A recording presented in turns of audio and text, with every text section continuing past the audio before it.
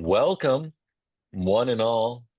My name is A. David Lewis. I'm an associate professor of English and Health Humanities at the Massachusetts College of Pharmacy and Health Sciences in Boston, Massachusetts. But you're not here to see me. You are here to join a celebration, specifically the 10th anniversary release of the Graphic Medicine Manifesto from Penn State Press. We have the editors, we have the publisher, we have the authors and the preface writers all here with us today. Thank you, Kathy. Um, Here's how it's going to work. Basically, I want to give just the briefest of introductions to these people you likely already know and have been enjoying for more than 10 years.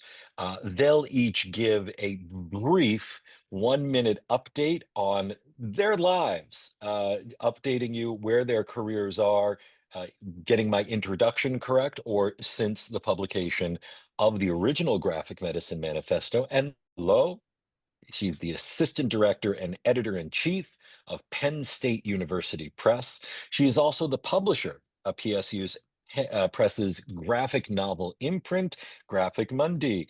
Hello, Kendra. Brian Callender is an adult hospitalist in the section of hospital medicine and an associate professor of medicine who is interested in how the humanities can improve the patient experience, their patient relationships, and our understanding of the illness experience and the practice of medicine. In the field of graphic medicine, he serves as the co-editor of the Graphic Medicine series at the Penn State University Press and was co-chair of the 2022 Graphic Medicine Conference held at the University of Chicago. Hello, Brian. Wonderful.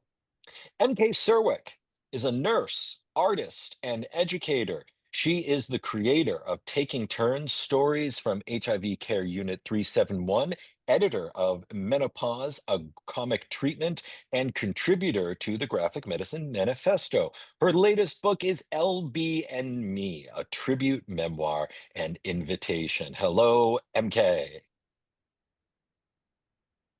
Juliet McMullen. I jumped, went out of alphabetical order. How dare I? Let's back up. Michael Green is professor in the Department of Humanities and Internal Medicine at Penn State, where he cares for patients, teaches medical students and residents, and conducts research in bioethics. He has published numerous articles and received many grants for his research, which most recently has focused on helping patients make informed decisions. As a pioneer in the field of graphic medicine, he has co-organized several international conferences on comics and medicine and, for the past several years, has taught a course on the topic to fourth-year medical students at Hershey. Welcome, Michael. Now we will move to Juliet McMullen, is a professor of family medicine and the endowed chair and director for medical humanities and arts in the School of Medicine at the University of California, Irvine.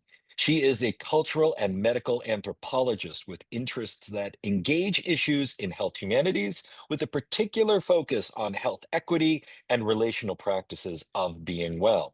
Explorations of intersectional approaches in medicine and creative reimagining for care, such as community engaged research and abolition medicine. Welcome, Juliet.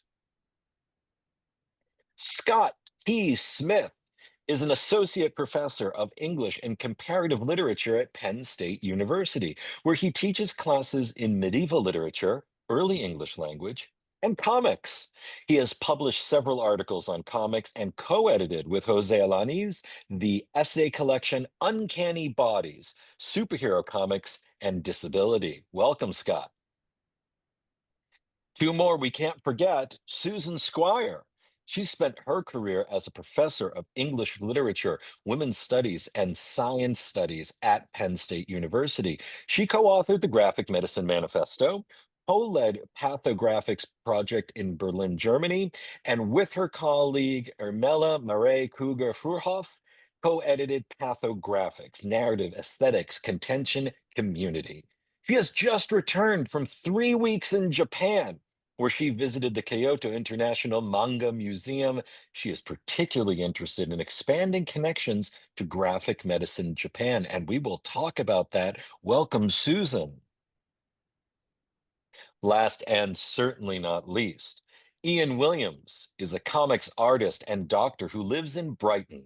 His graphic novel, The Bad Doctor, was published in 2014 and followed up in 2019 by The Lady Doctor. Both were critically acclaimed, and he is working on his third, entitled The Sick Doctor, which will be published in 2026.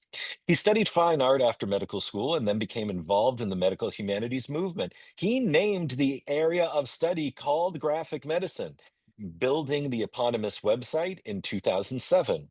He is a founding member of the not-for-profit Graphic Medicine International Collective, GMEC, and co-author of the Eisner-nominated Graphic Medicine Manifesto. Welcome, Ian. And Ian, you're where we're going to start. Update us, if Oh you my wouldn't God. mind, in 60 seconds on your life. How about Kimberly? Since two Kimberly. Did we skip Oh, Kimberly? Kimberly, yes. Sorry, God, Kim, yes. you know why we skipped Kimberly? Because her bio went missing from my page. I am so sorry to Kimberly. I will rectify that while Ian tells us about his life. Oh, right. Hi. Since 2015, well, I've had two kids. That's maybe my best achievement. I've put out another graphic novel, Lady Doctor. I've been working for the last 5 years on The Sick Doctor. I've been to all the conferences except one, I think, I missed Toronto. I co-organized the conference in that we had in Brighton here. I did a strip in the Guardian for a couple of years. After I can't remember when that was, sort of 2016, 2018. And yeah, I mean, graphic medicine just continues to change my life, and it's been amazing. And I'm just so proud to know you all and sort of be still participating in this. Thank you, Ian. My apologies to Kimberly, who is professor of humanities and medicine and distinguished educator at Penn State College of Medicine. She is co-author of Clinical Ethics, a graphic medicine casebook, a wonderful text, which was also published by Penn State University Press. Kimberly, please accept my apologies and tell us in a minute or so, an update on your life. Yeah. So I am interested in working internationally, which I've done. I've spoken internationally and worked with students internationally and colleagues internationally. And that has resulted in a forthcoming book called, I have to get it here because it's rather long, Graphic Medical Ethics, a Case Book of Clinical Dilemmas from Around the World. So Wow. there are ethical cases from Chile, the Netherlands, Ukraine, Ghana, India, Israel, South Korea, and Philippines. So it's been a really fantastic and fun project. And just the other thing in terms of going forward, I would be really interested if anybody has names of ethicists who are practicing internationally, medical ethicists. And also, one of the things that I envy so much about Michael, my colleague just a couple of doors down, is his work in graphic medicine with patients. He's got some great projects in the works, and I would love to get more and more involved in that. Thank you. Michael, she passed the baton to you. Give us an update on your life as well. Well, let's see. There's a little thing called the COVID pandemic. I don't know if anyone else heard of it, but that happened. It happened to coincide with a period of time when I was on sabbatical, and so I had planned. I had fantastic sabbatical plans, traveling all over the world, looking at different medical schools who were teaching graphic medicine and visiting them and spending time in these different places. And that all got shot to hell because of COVID. But I did manage to spend the pandemic, or at least my sabbatical, on my back porch where I am right now. And that was fun. But it actually was fun.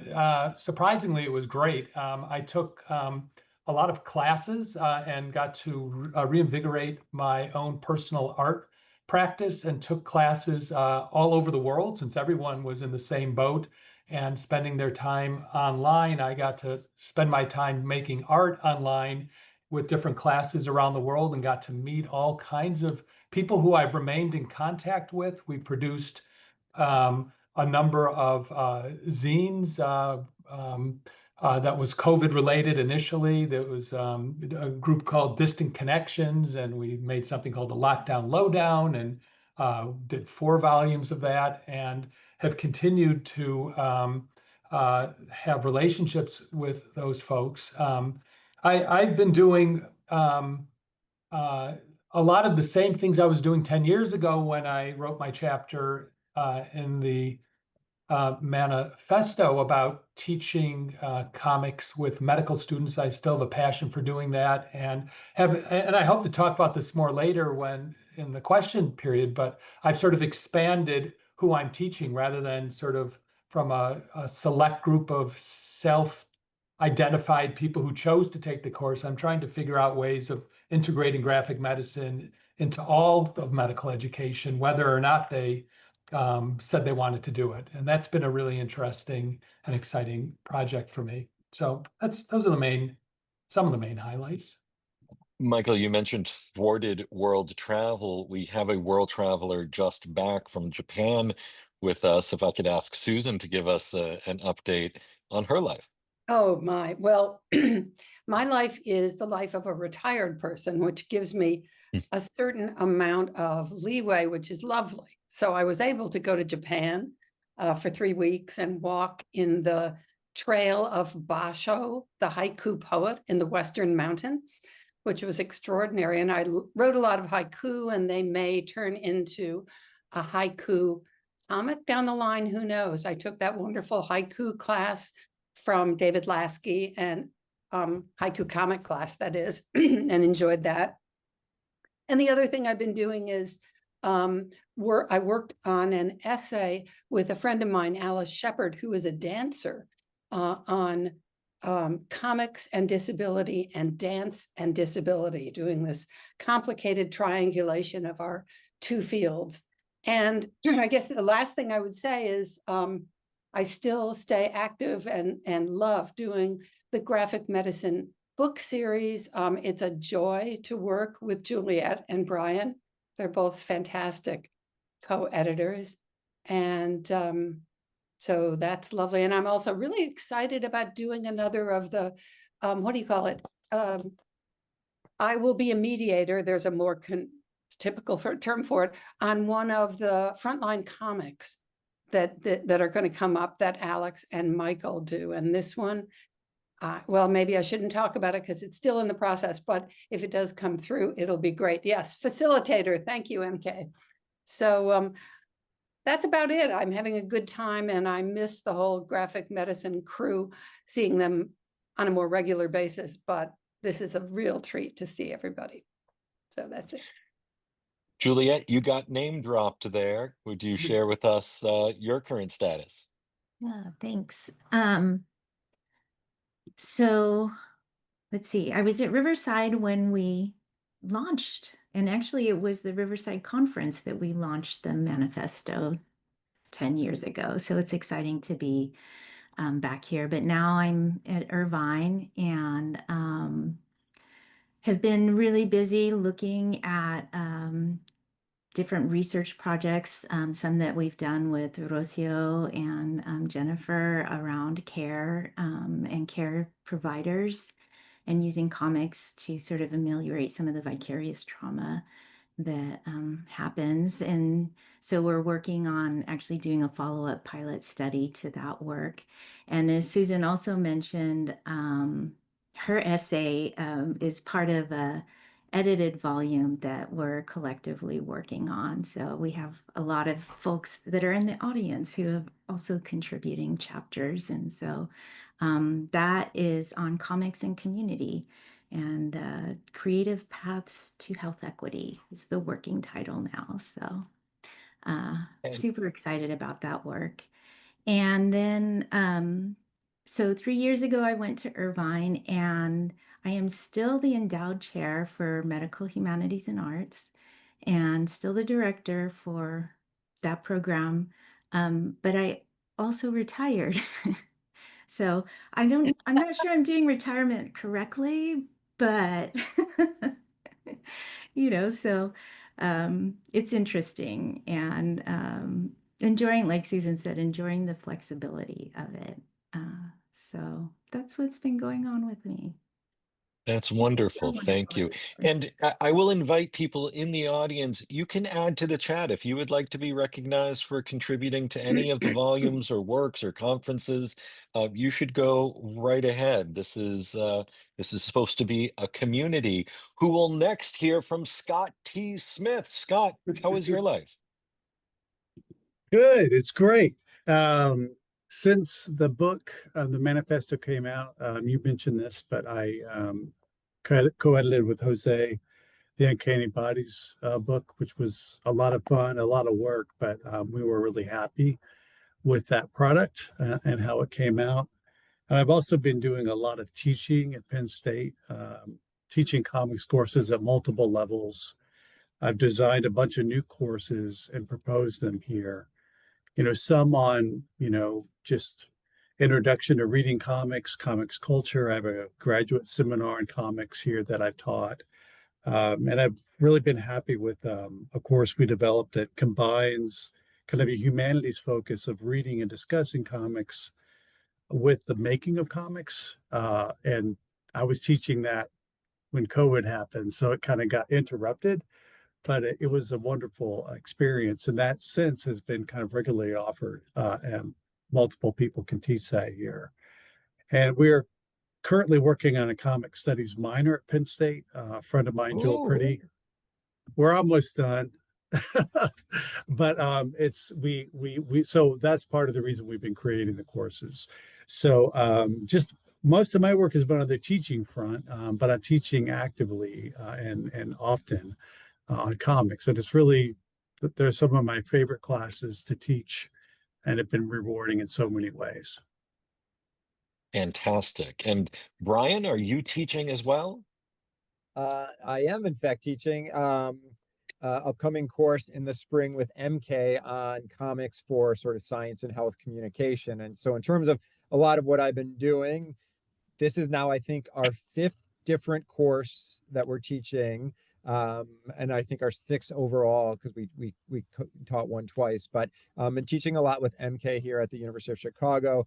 As mentioned, was co-chair along with MK and Catherine West for the 2022 conference here, along with co-curating the exhibition that was part of that. I have a book project sort of in the works with Catherine West as well on interprofessional graphic medicine, in which we are through the 2nd round of chapter edits, and I hope to then finally pull that manuscript together and get that over to Kendra for review at some point soon. And one of the big projects that I'm involved with is really thinking about comics and expanding it to other disciplines through an evaluation, through an assessment of the case study. So in April of this coming year, we're going to have a small working conference in which we are going to sort of take case studies from across the university. So looking for an ethics one, a medical one, probably an anthropologic one, maybe an urban one, and maybe a sort of environmental one, and actually sort of think about applying comics as a way to tell that story, right? And thinking about the graphic case study. So that's something I'm really excited about, and see what comes from that in terms of a possible gallery showing here on campus. So that's something exciting. And then also really exciting to be mentoring, co-mentoring along with MK and Pilar Ortega, a Fulbright scholar who's on the call here, Maria Jose, who's doing really interesting work on a critical analysis of the doctor-patient relationship in graphic medicine works. So I'm really excited to sort of be co-mentoring her for the next year. Superb. You mentioned the illustrious Kendra Boileau. Kendra, would you like to tell us about things in publishing land? Yes, I would. Things are busy. I do have the great pleasure of working with Susan and Brian and Juliet on the graphic medicine series. I want to draw your attention to a book that's coming out in this series in February. Look at that amazing art. I wonder who drew that. This is an Looks edited familiar. collection edited by Lisa Dietrich and Brianna Martino. It includes contributions from about 40 creators and scholars. Many of you are in the Zoom room, so thank you so much for your work on this project. And yeah, we have things are really picking up on the acquisitions front for the series, so keep your eye on the list, and hopefully we'll have some good new books out for you soon. Thank you. I feel like we've overlooked someone. Is there an MK? Is it Serwick? Serwick? How is Hi. life going for MK Serwick? Life is great. Thank you. So one thing that hasn't been mentioned yet is that something that's happened since the manifesto came out is that right before COVID, we decided to create a not-for-profit. And so the Graphic Medicine International Collective, I'm sure many of you are aware, is a thing, and it's been a thing long enough that I've actually even served on and rotated off the board. And so it's really exciting to see that just going incredibly well under the leadership of Aru and Matthew and Ben Schwartz, who's now one of our co-chairs, and Michael and everyone who's been on the board, Shelley. It's just been amazing to see, even in the face of everything we dealt with during COVID. And, we just tried to launch this right before that, we were able to do an online convention and keep this community, because to my mind, the most important part of graphic medicine is the community, and the community that has formed has been really amazing. So yeah, I've really just loved continuing to collaborate with you, Brian, and all the work we do with our students. And I think one of the most incredibly rewarding thing is that our students have continued to progress, right? So maybe someone we've worked with when they were in an undergrad is now an attending physician. Like, that's kind of cool and amazing. And it's really great to see that progress and the ways in which they continue to integrate graphic medicine into their lives. So yeah, I continue to teach. I've started teaching a full course at the University of Illinois at Chicago to biomedical illustration students, which was a real kind of challenge to my thinking. And so I love teaching a course that I'm not quite clear on, because teaching it, even obviously I'd like to think I'm qualified, but teaching it is what makes you really, really make it real, because you have to work together with the students. So, like, for example, working together with the students, we created a formula for using comics as a tool of advocacy, right? Like we work together, like, to create these things, which has been really exciting. And then I continue to work behind the scenes on the website with everyone. And I think, as far as like thinking about the future, I think I constantly am asking myself, like, so, yeah, I've got all kinds of crazy things I'd like to do, but what does the world need? And I think, that's never been louder, what the world needs, which is like, how, for me, thinking about how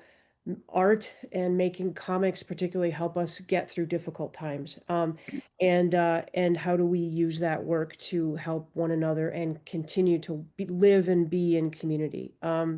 So yeah, and I also have this little dream of creating, modeled on a program at Pitt that I happen to stumble into, called the Center for Creativity, and of course, like what Linda Berry does at the University of Wisconsin with the Image Lab. I have this dream of creating on a college campus. Hopefully, I have one in mind that might be able to work somehow someday.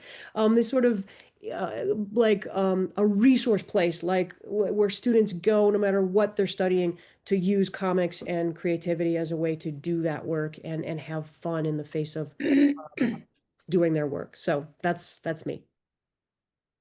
Okay, that's our panel, everyone. Welcome to everybody. Now, for the next half hour, I'm going to move through a series of questions. It's going to be aimed at some of the panelists, but really they can defer to others if they want to step in with it. It's just to keep things focused. I'm going to springboard right off of the new preface for the 10th anniversary edition. In the preface, it mentions in several places tensions between mainstream and underground, between dominant and marginalized, between its influences and its opponents. And I wonder if we could start with Susan. Hi, Susan. Considering the scholarship of comic studies theorists like Charles Hatfield, that the comics medium is a space of tensions, and visual culture researcher Esther Sezip that comics expose vulnerability. I wonder if all these tensions are inherent to graphic medicine. That is, should we view its design like a suspension bridge, drawing stability from this web of tensions? Is balancing the growth of graphic medicine part of that tension? Oh, Dave, that's a great question. And you kind of answered it yourself with your beautiful image. But I think what I would Hmm. say is one of the key things that graphic medicine offers is the acknowledgement that tensions are part of life. If we had no tension, Hmm. we'd be dead. And so what graphic medicine does is take those tensions and work with them rather than hiding them, not going away from them, but going into them. And that makes it the richest possible place to look at zones of complexity. So Hmm. yeah, I think it's the key to graphic medicine. And maybe that's why I think graphic medicine actually, I mean, I know sometimes that sounds imperialistic or something, but it has a very broad reach. Show me something Yes. that involves living people or even maybe living animals that doesn't have a graphic medicine component. I can't think of anything. So That's a fantastic point, and I want to shift this over to Ian potentially.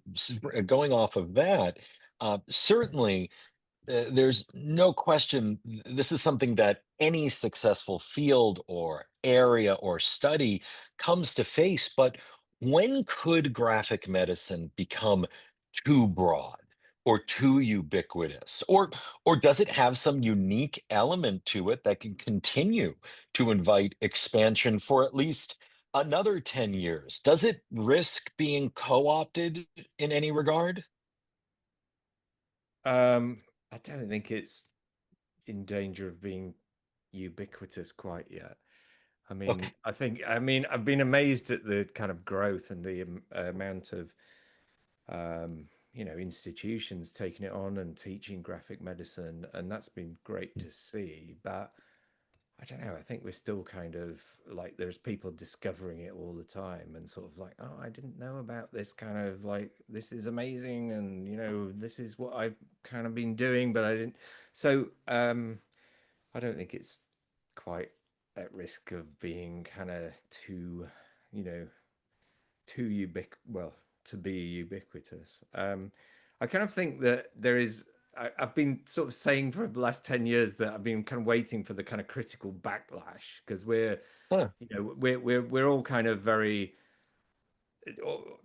most of the people involved in graphic medicine have been, quite evangelical in a way about sort of using comics and excited about this movement, and I'm still kind of waiting for the sort of somebody to really start kind of like laying into us in a critical way. But Hmm.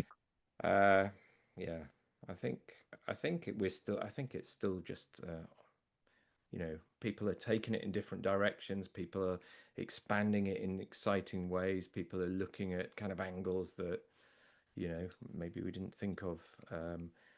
When this started, and I'm just amazed every time I see a new kind of book coming out or a new kind of article. I'm just still excited. You mentioned new directions. I'm going to play with that kind of literally and ask Brian, with his background in global health, or perhaps Juliet here, but where are you seeing the most growth or innovation for graphic medicine? I mean, there's the US, the UK, Ireland, Canada, Japan, Italy, Spain, Germany, South America, Italy, and did I say Italy first? Oops, sorry, and the Middle East, and a number of other places that were named just earlier in this panel, Ukraine. Where are the hot spots on the global map of this guild? Juliet, I'll India. Yes, defer to that's why you. I said Yes, I Italy was going to twice. say, I meant don't forget Italy and India. India. Yeah. No, I mean, I think one of the things that sort of really excites me about this sort of thing that we call graphic medicine is thinking about sort of the intersection of sort of comics and sort of healthcare or medicine. right? Both of those, comics as a medium is global, and sort of health and medicine is global. So it's not surprising that when you bring these two together, that this is and has the potential to be sort of a global phenomenon, in the sense that it touches everyone, or has the potential to Mm. sort of touch everyone who is interested either in comics, and or medicine or healthcare. And so I think that's what's really sort of what has excited me about sort of defining, and I think the preface gets to this a little bit, but first we need a definition, and then sort of how do we anchor into that definition. And once it was defined as a thing, it's really been interesting to me to sort of see the sort of historical reaches about how we think about graphic medicine, in terms of the history of comics, in terms of thinking about how various aspects of comic studies also sort of touches upon the field. But then also, like you said, thinking globally, right? The fact that comics plus healthcare and medicine equals graphic medicine, it is not surprising that it is emerging across different geographic areas, different scholarly studies internationally. But I think it's all sort of, a lot of that sort of owed to the fact that we have this sort of defined thing called graphic medicine. Recognizing that we sort of we grapple with that definition, but that we have this defined thing around which that intersection of comics and medicine and healthcare can anchor to. And it's been great to sort of see things grow over the past 10 to 15 years with this, having this nice defined thing at the core.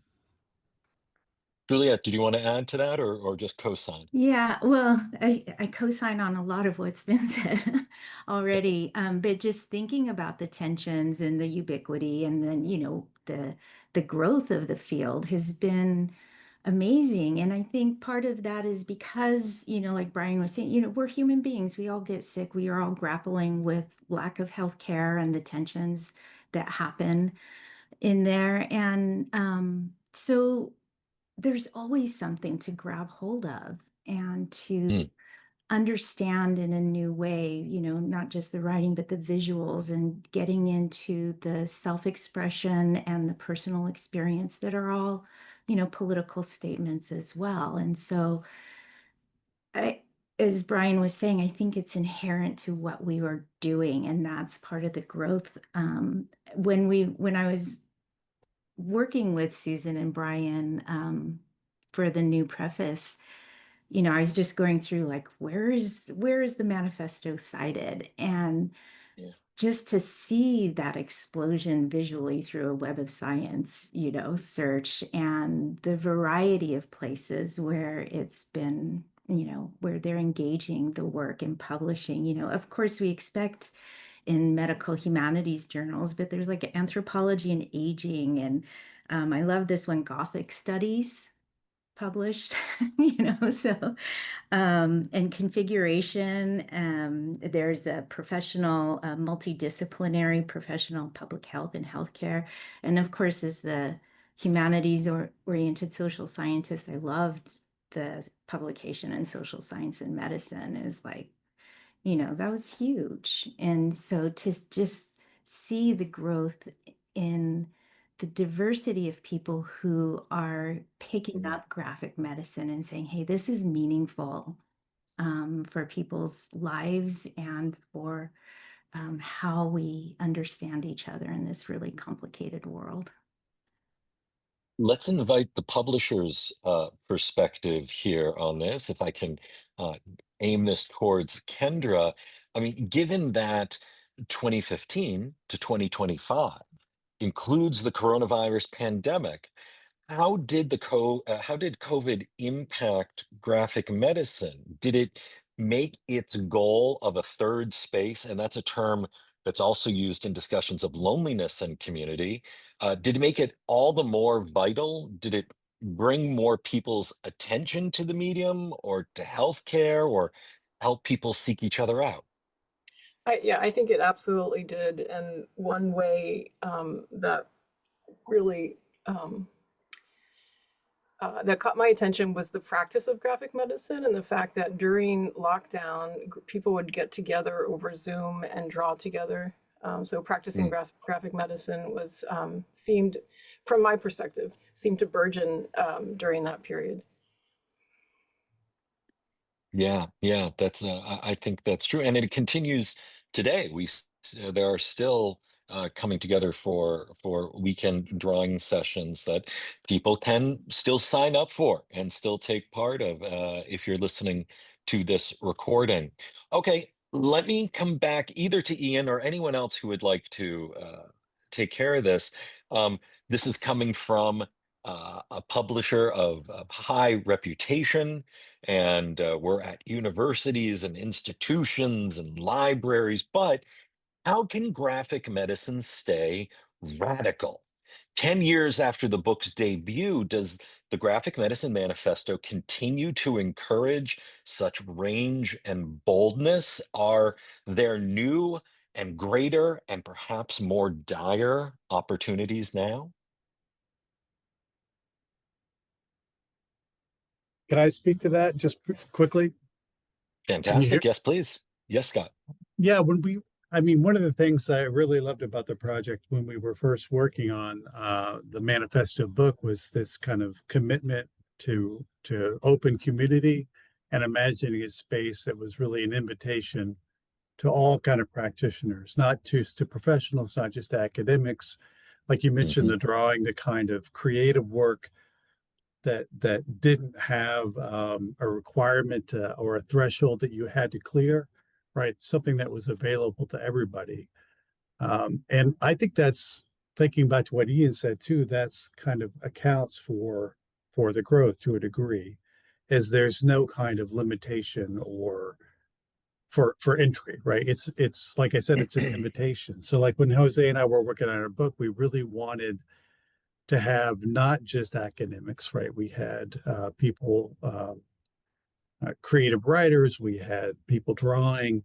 And so, one thing I value about graphic medicine is that it's open to whether or not they're radical practitioners or but to multiple directions, right? So that's why I don't think that like there hasn't really been a backlash like Ian said, because this mode of being an invitation and a manifesto at the same time has kind of encouraged growth without kind of limiting expectations. That's the hope I think that we could see Mm. moving forward. This brings up another related topic. I might ask Kim to weigh on it.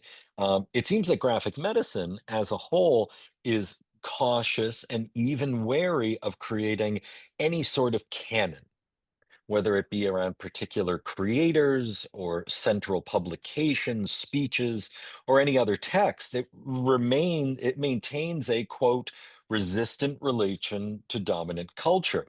Yet at the same time, the manifesto itself feels rather pivotal, and the GMIC Awards are building an annual list of notable creations, and a number of works, some mentioned in the preface, always seem to occupy a position when discussion of the contours of the movement.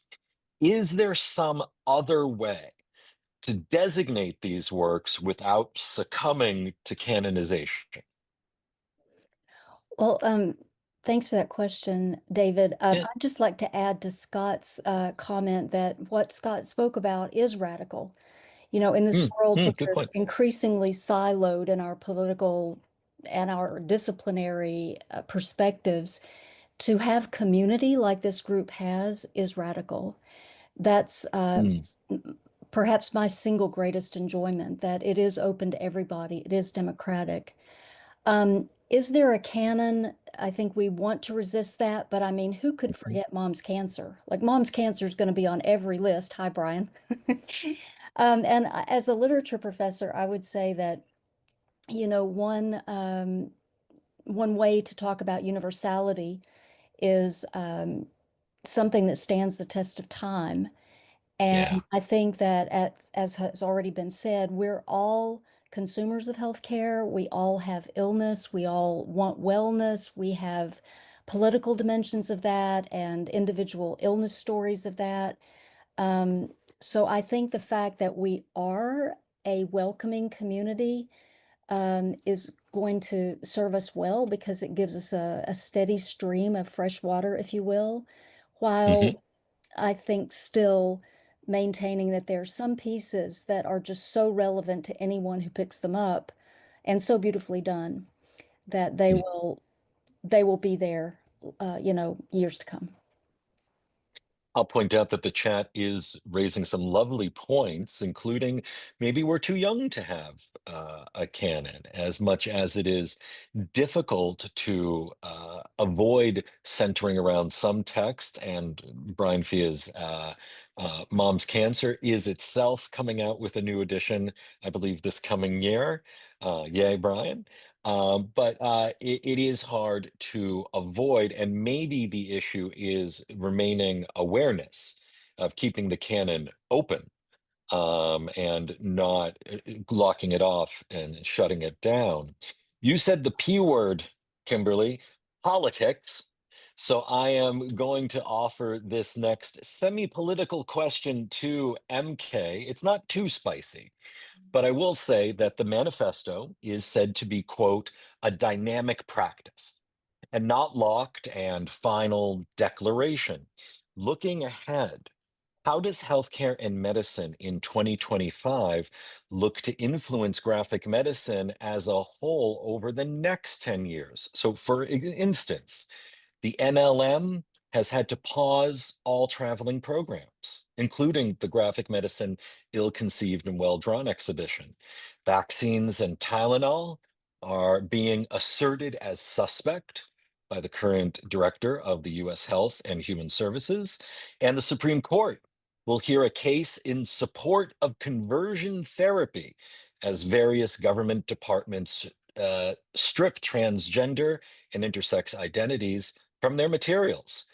How is graphic medicine, both in the US and globally, likely to respond to this moment and the next decade? Well, that's an easy one. Yeah, That's a lot. I got real I depressed know. talking. But it is the reality we face, right?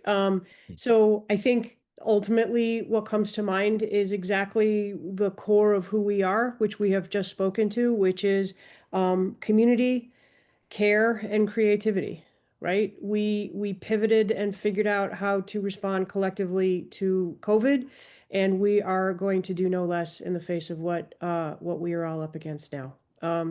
And whether that's, comics Brian and I are working on this course, and I've found it pivoting to the moment, just in terms of like, oh yeah, we're going to do a whole section on how to combat misinformation in science and health with comics, right?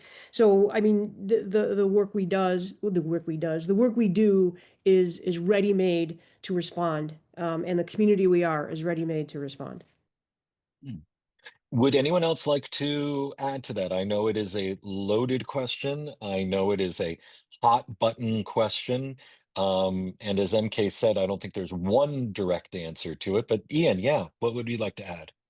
Well, I'm not sure I've got an answer to it, but when I was rereading my chapter in preparation for this meeting, because I guess I haven't read it for 10 years, and I was talking about the fact that kind of comics, especially sort of comics that are published on the web or published as zines, are kind of relatively unedited and very kind of subjective, and part of their power is this sort of very personal, the personal kind of aspects of the narrative.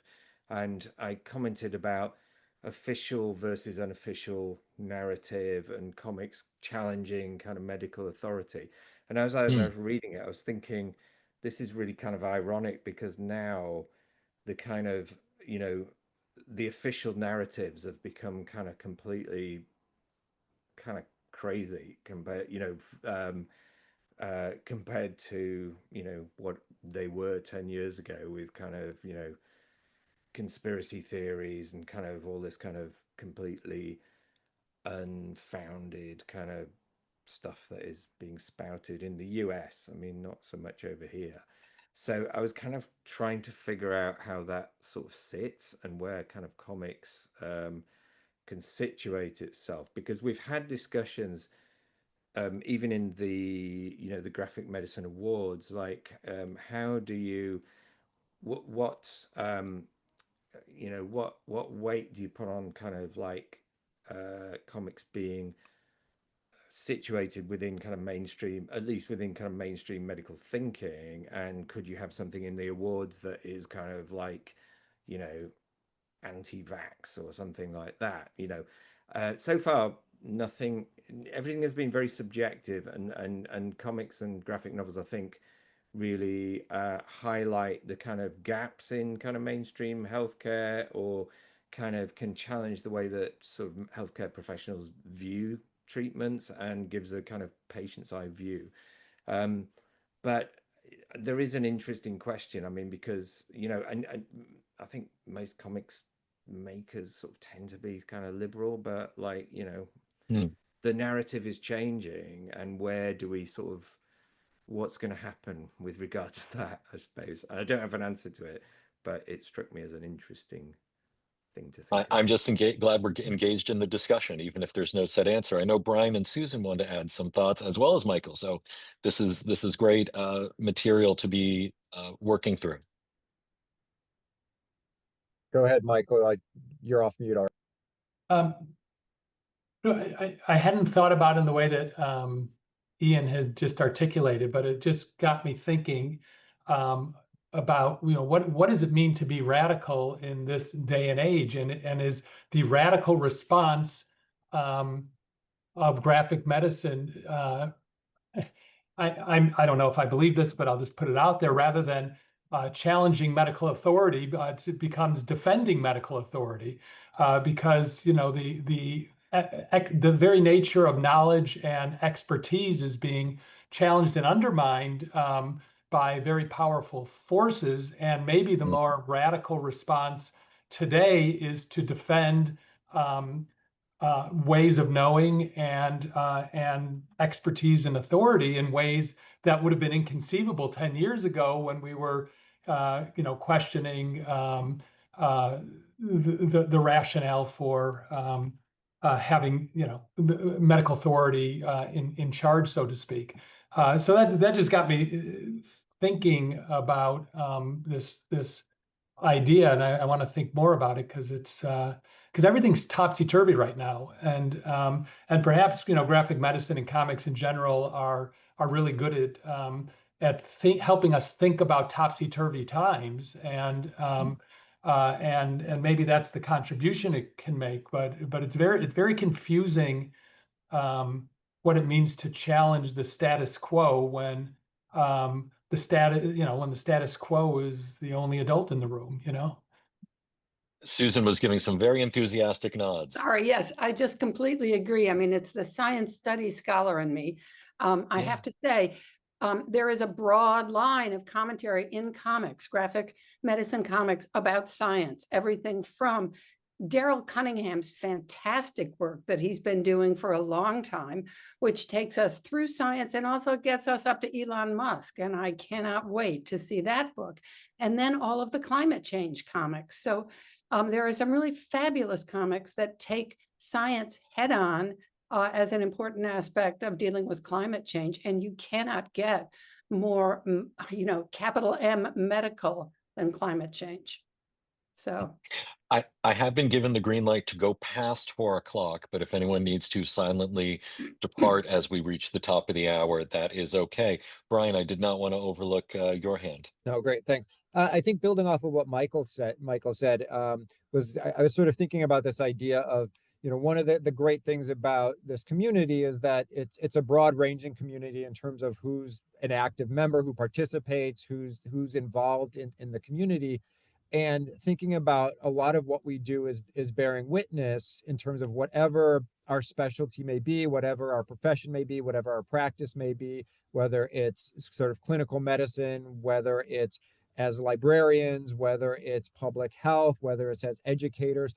But we, you know, I think are all sort of bearing witness to changes in our politics, changes in our society, changes in our culture, that, you know, using the medium of comics and recognizing that medium as being one that's very accessible, that we owe it to humanity, I guess, to sort of respond in a way that as we bear witness, we put forth what we're seeing as a way to educate the community, educate ourselves, educate others that we work with in it's interesting because now, as Michael said, we're sort of pushing back now, and we're sort of bearing witness to more, I think, sort of political authorities that are impinging upon the work that we do, whereas before it may have been other powers that were impinging on the work that we do. And so it's just a sort of, I think, a matter of sort of shifting power structures that we are bearing witness to, and that we owe it to ourselves and each others to respond to using the medium of comics. And part of the premise to graphic medicine is giving voice to the voiceless, and that community includes those that couldn't otherwise bring their message forward for whatever reason. I'll also, just point out. Well, I should not be the one lecturing here. We have the whole panel that can bring expertise to it.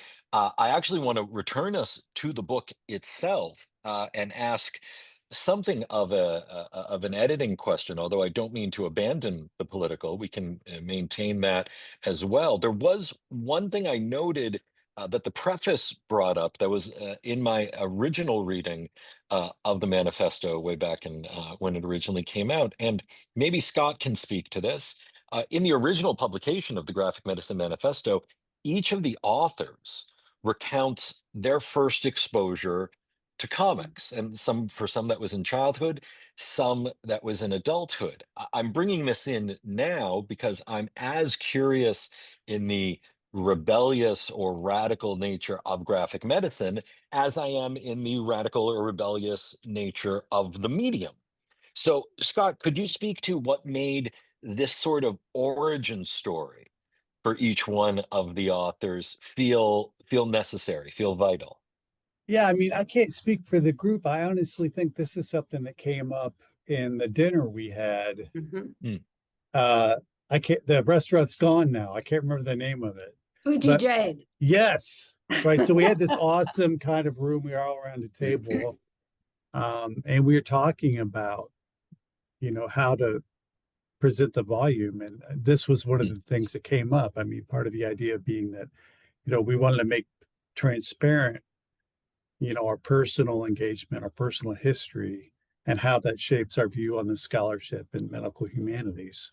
So I think it was, this group decision that we wanted to show the diversity of our comics contact, that our comics knowledge or passions or whatnot, that there was no kind of one proper way. Like you didn't have to start with A and move up to like D, E, and F. Like going back to the idea of the canon, the comics were a democratic medium that had always been meant to be widely accessible, and that origin stories were going to look different. And that was totally cool. And that's what we wanted to kind of advocate and show in kind of an accessible way. They were super fun to write too. Like I really, really enjoyed, I'll always remember writing that piece as one of my favorite writing experiences, but I'll pass the baton to others. I'll pick up on that if I can, if I may. Yeah. That was really important to me because I found going through grad school, I got real frustrated with people who would be working in academic areas and act as if that this was just a completely objective experience, that they had an objective interest in like, something incredibly obscure or whatever it was. And I just thought like, come on, let's just really kind of kind of to your point, Scott, but also, and yes, and like, come on, what's your skin in the game, right? Like, how did you get here, and why are you so passionate about it? Because I really, really can get connected with people who kind of come from that place. So I wanted us to each share that, and then yeah, say kind of how you came, because I'm really fascinated by there's different ways of kind of coming to comics, right? Like the underground or the newspaper strips or superheroes or however each of us arrives. I kind of wanted that to be forefronted. And it's interesting to that point, it's a really vibrant and exciting place to kind of rethink about if everybody who's here thinks about it. So for example, last week, I think it was, I did a drawing together, and the warm-up exercise was just going to be based on this little thing in my book of where did you find yourself in comics, right? Because I talk about like not being able to find myself in different strips until really I got to Linda Berry. And so I had two other whole exercises planned for this drawing together.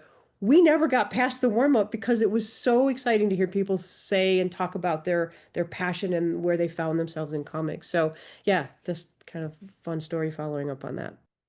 Can I The nice quickly? energy. Yeah, Scott. I mean, and this is something that I found teaching, because I've taught a lot of teaching classes, and I find it kind of heartbreaking. It's a lot of, especially my undergraduates, have this idea that to be a comics reader, you have to have this kind of credentialing somehow. Like you had to have started at a certain age, that you had to have read this one or that one, or Mm. they think, I don't know anything about comics, I can't read them, like I'm not allowed. And I'm like, no, you just, I don't care if you've only read Garfield, read this one next, right? So I think somehow in some places of the US anyway, people have internalized an idea that comics are kind of a closed circle, right? Which is unfortunate because you see so much more publication of different things. But I don't know where people or how they're reading comics as much. It's totally different than when I was growing up. I mean, going back to the origin story, so I'll stop. I was in my middle schooler's library, school library, just last night for the PTO meeting. Their graphic novel section is huge, which is so beautiful to the Totally, elementary school totally. kid that I once was. Susan, I didn't mean to step on your point. Oh, no, that's all right. I was just going to say, in a way, that's the downside of the pickup of comics in the universities. Every university that is teaching comics in its classes, then credentials comics is something that's university level, and it's something we have to work against. And it seems to Hmm. me the biggest thing we could do to do that is bring comics into the community. The best example of this so far, I think, is what they're doing at King County Hospital in Seattle that Meredith Lee Volmer wrote about in her public health thing, taking comics out into the community and teaching them how to make them, to express themselves. But I keep thinking, as somebody who's now retired, comics in continuing care and elderly communities, that's huge. That's got to be something we do. And I've sort of got it on my list. That's a place you could really communicate with people and bring their concerns out. So the more we do that, the less it'll feel like the barriers you were talking about, Scott, are there, it seems to me. I'm going to move to my second to last question as we are coming towards the end of our hour plus together. And I want to return to one of the things that the preface says about what the manifesto's initial goal was. It says, and I quote, the manifesto's initial goal for the graphic medicine community was to move beyond disciplinary and professional boundaries to create a diverse, collaborative community practicing graphic medicine in a wide range of forms. As anyone who has attended the annual conference can attest, this goal has been achieved. Now, staying true to the original principles and intent of graphic medicine, I'm wondering if Juliet or any of the other attendees here today want to talk about new goals that are available both to and for the community. Wow, new goals. So, just drawing on that last word that you said and building on what Susan shared, and actually so many people have shared, that just the importance of community, Okay, um, yeah. and really finding those ways to amplify the work that is being done. You see so many younger folks creating comics. How do we figure out where those are and how to amplify what's being done there or in other populations that aren't typically acknowledged as working in comics? How do we bring those people in and amplify that work? So, there's a lot of work already being done that can um, be highlighted. And, part of the problem always is connecting with the people. And Mm. so, that takes another level of community building. But like MK said, we keep on rising to the occasion. And so I think that as long as we continue to be in communication with people and communities who are not typically seen. Well, that's also in the manifesto preface, Yes. right? We will continue to be on a good path um, that takes us into new territory and new tensions and new innovations.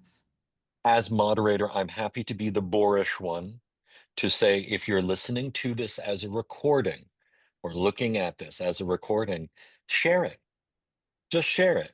Just send the link to somebody. And whether they ever watch it, who knows? But I think the idea that this message of invitation should be amplified. And even if people don't take us up on that invitation, at least knowing that it exists might be the whole lesson. Yeah, MK.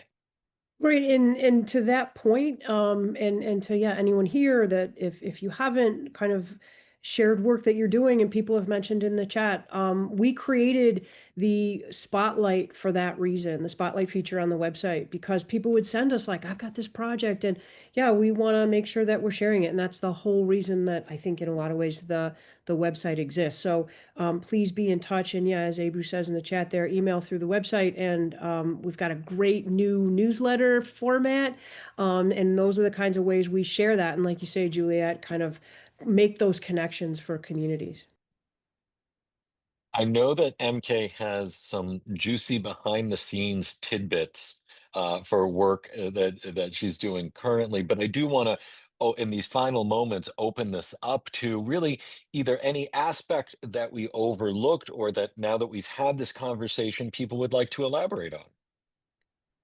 Right. So the thing that Dave's alluding to is I went down into my storage space and found the lost opening of the Graphic Medicine Manifesto. So the way that comic happened was that Ian actually came in 2012, in February of 2012, to the United States. And we started just doing a jam comic, basically back and forth, literally from a desk he was working at to me and back and forth to kind of get a feel for what our visual styles would look like to do that introduction and closing kind of comic.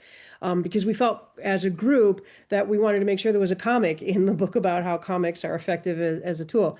So I think when we started, we were just having a lot of fun, and we ended up going off on a tangent about the role of fun.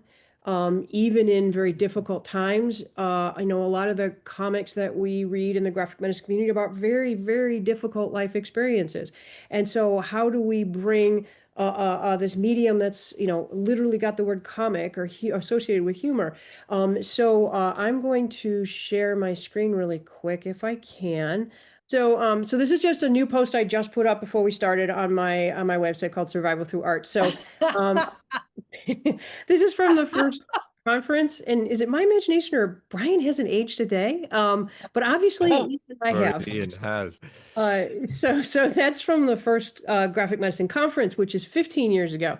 But if you scroll down, I've posted, this was the original conversation about comics and medicine between Ian and I, and he did sign off on me posting this. And perhaps I'll get this printed up, but it's just a little thing about play. And we found ourselves going down into what my wife, concerned as a intellectual property attorney, was some trademark infringement. So when we ran these pages by her, she was like, "Yeah, no, you guys can't do that." But we're like, "It's parody." Anyway, so we also realized we were going down a huge wormhole about fun, and that's not what the goal of this was. But if you'd like to read this, I still think it holds up, and I think it's fun. And it's on my website, comicnurse.com. It's the first blog post. That is wonderful. MK, throw the link in the chat, please, and we'll have people follow that. Brian, we got time for you, please. What do you got in your mind? No, I'd just like to say how this really sort of highlights one thing that I think I took away from working on the preface with Susan and Juliet was sort of Juliet's sort of insertion about this idea of serious play. That really has kind of became sort of a mantra or an ethos of how I approach graphic medicine. And so MK, you're going to hear me talk about this a lot when we teach. And like, this is like, we're like, I really appreciate the fact that, there's this fun, playful aspect to what we do in graphic medicine, but it's also serious when we talk about being first providers, when we talk about ethics, public health, like all of the sort of issues that we come across in graphic medicine, but we approach it from this sort of fun, playful angle. And this idea of serious play has really like resonated with me in terms of what I embrace and appreciate about the practice in the community, that we're able to do both of these things, be serious and be playful, and see this wonderful stuff that we create. So, you know, as the preface ends about like inviting us all to this sort of serious play, like my hope for the future is that we continue to do this. We continue just to do the work that we've already been doing and engage in this serious play. As moderator, I don't mind being the bad guy and saying that's a great place to leave things. In fact, no, don't leave them there. Make sure you have a copy of the 10th anniversary. Your library has a copy of the 10th anniversary. Your aunt and uncle have a copy of the 10th anniversary. Once again, everyone, can we thank all the panelists, contributors, authors, publishers that made these past 10 years so great, and with another 10 years at least ahead of us. And thank you, Dave, for what you've done. Yes, Oh, my pleasure. fantastic. This is Thank you. game show host is my natural forte. So thank you very much. Great. Goodbye, everyone. Have a lovely time where you are and stay safe. Bye. Thank Bye. you. Good to see